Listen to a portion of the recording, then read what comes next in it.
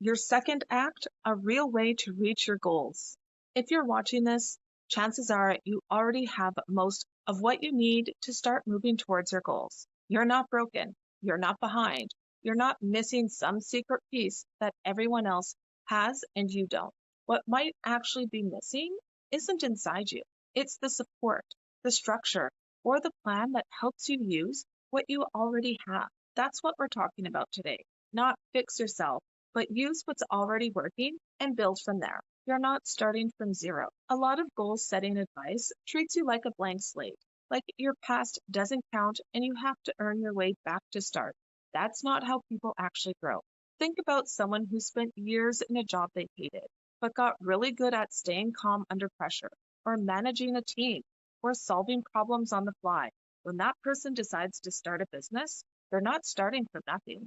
They're starting with real skills, just pointed in a new direction. You've survived things. You've adapted to a world that changed faster than anyone expected. If the last few years have taught us anything, it's that people are more resilient than they give themselves credit for, even when it doesn't feel that way from the inside. So, before we talk about goals, let's name this clearly. Whatever you've been through, you picked up skills along the way: patience, problem solving, the ability to keep going when things got uncertain. Those aren't small things, they're the foundation everything else gets built on. So let's redefine your second act. Maybe you're thinking about a career change, starting something new, building a different kind of income stream, or just becoming a version of yourself you actually recognize. Some people call this a second act.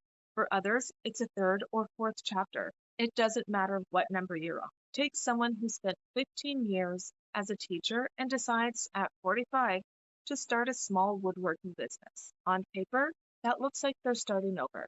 In reality, they're bringing patience, communication skills, and the ability to explain things clearly, all of which make them better at teaching customers about their craft and building relationships with clients. So here's the shift.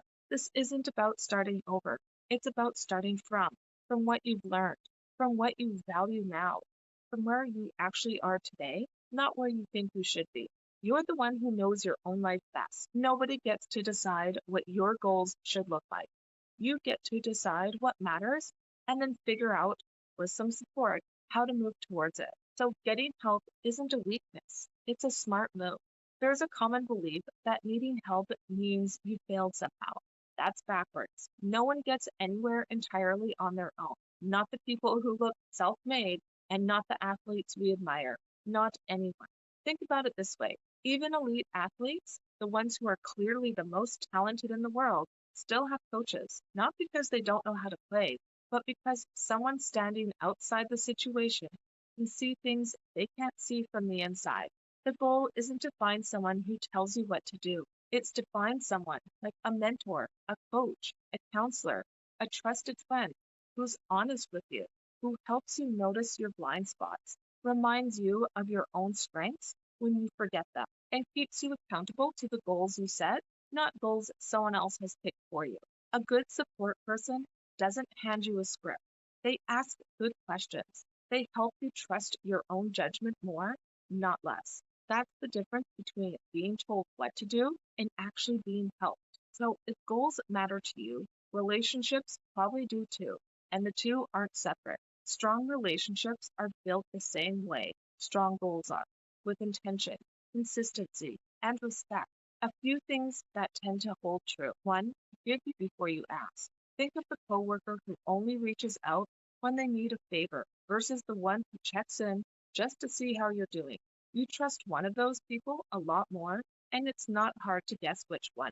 Two, follow through. Trust isn't built by grand gestures. It's built by small things: showing up on time, doing what you said you do, responding when you said you would. Three, assume good intention, but stay honest. Being agreeable all the time isn't the same as being a good friend or partner. Sometimes the most caring thing you can do is tell someone the truth kindly. Doubt doesn't mean you're off track. Even people who look completely confident carry doubt, and that's normal. It doesn't mean your goal is wrong or that you're not capable. Picture someone about to launch a product that they've worked on for a year. The night before, they're second guessing everything. The doubt doesn't mean the product is bad. It just means they care about the outcome. Almost everyone feels this way before something that matters. What helps isn't eliminating doubt, it's having someone in your corner who can offer an honest, outside perspective when your own view gets cloudy. Not someone to tell you what you want to hear, someone who reflects reality back to you so you can make a grounded decision instead of a panicked one. Now, that's not weak, that's self awareness, and it's one of the most underrated skills a person can build. So treat your goals the way you would treat something you respect. Whatever you're building, a business, a habit, a relationship, a version of yourself, treat it with the same care you give something you already value. Show up for it consistently. Adjust when it's not working. Don't abandon it just because progress is slower than you hoped. Think of it like attending a garden. Think of it like tending a garden instead of expecting a vending machine. You don't put in effort and get an instant result. You water it, check on it, and you pull the weeds when they show up. And over time, without you even noticing, day to day, it grows. So you don't need to become a different person to reach your goals. You need to recognize what you're already capable of and get honest support along the way and give yourself permission to build this next chapter at your own pace. Today's a good day to start, not because you're behind, but because you're ready. Don't forget to like and subscribe, and I'll see you in the next video.